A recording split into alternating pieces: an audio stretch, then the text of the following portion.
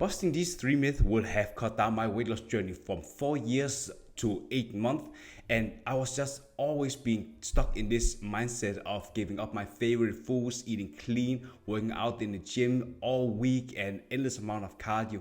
And I was at my heaviest weight. I hate how I look and also my life because I was not able to stick to this routine. So in this video, I'll break down the three myths so you can make weight loss journey very enjoyable and lose the weight for good and become the most healthiest version of yourself. If you have not subscribed to my YouTube channel yet, make sure you hit the subscribe button and also turn on the bell to get notified whenever I'm making a new video about weight loss advice every single week. So many experts are saying so many different things that is confusing the heck out of you. For example, it's saying that keto is the best, intermittent fasting, water fasting, and it's just so confusing because a lot of these diets, they are going to help you lose weight, but the problem is that it's not sustainable because you are losing weight, you are gaining it back, and it's just a vicious cycle. So what I want to tell you is how to make weight loss enjoyable and sustainable, and you actually do it by understanding the key principles when it comes to fitness and bodybuilding, where you always start with figuring out your macro calculator, where you are typing in your age, gender, your height, weight, activity levels, and then it gives you an accurate amount of the how many calories you need to maintain your current body weight. And then you just go to high protein diet. 45% of your daily calories come from protein. Reason is that high protein diet is helping you maintain the muscles when you're in a calorie deficit. And when you're in a calorie deficit, your body has two options. It either burns fat or muscles. So if you are having high protein diet, you're going to burn all the fat and you'll just keep all the muscles. And it's going to make you have a lean, toned, muscular body. The next thing you want to focusing on is 40% of your daily calories coming from carbs, because they are essential to give you a lot of energy and also having you resting even better after you've been working out, but also have more energy and focus when you are doing the presentations, talking with clients. And 15% or 10% is just fat, but you want to have it from, for example, healthy fats. That could be from avocado, you can get that from nuts, just healthy fats. Make sure that your whole body is a well-oiled, good prepared machine to take on the world. And eventually, and a calorie deficit basically just means that you need to subtract the amount of calories you are eating from your maintenance calories, decreasing that, so you are in 300 or 500 calorie deficit. So you are forcing your body to burn even more calories. So you are not actually maintaining the weight, but you are pushing it out of the comfort zone, so you are not maintaining the weight and just losing even more. So it's just also giving a lot of signals to your body with having cravings. You are going to feel very hungry. Your body is not designed to, for example, lose weight, but just survive. So this is the first myth that you want to be aware of. What is your biggest takeaway from the video so far? Just comment below and let me know.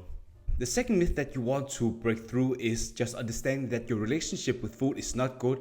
I see so many ambitious professionals working full-time job. They are so stressed out about their work, their family, or talking with clients, doing the presentations, that they are seeking food as a way to comfort themselves. And that's just very bad, because emotional eating is stressing you with giving you the dopamine, just making you feel more relaxed. But if you're constantly just seeking to food as something that is going to help you reducing the anxiety that you have, you just like myself, hitting your heaviest weight, you hate how you look in the mirror, you're not able to fit the clothes, you want going to the networking events. So what I usually do is that I want to control myself. So I have some strategies that I've been using to help myself getting more in control and not having food being the boss of myself.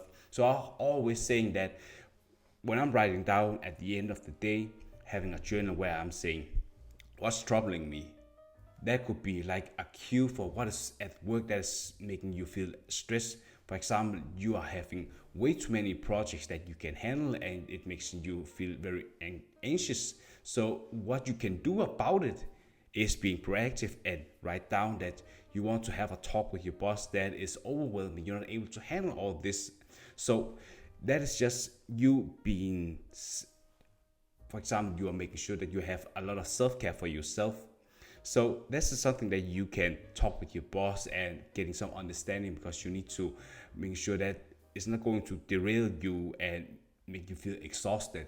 And another thing is, when you have talked with your boss, you should also feeling some sense of gratefulness, because you are actually taking care of yourself. So you can write that I was so grateful that I was doing something for myself, that I was taking care of myself.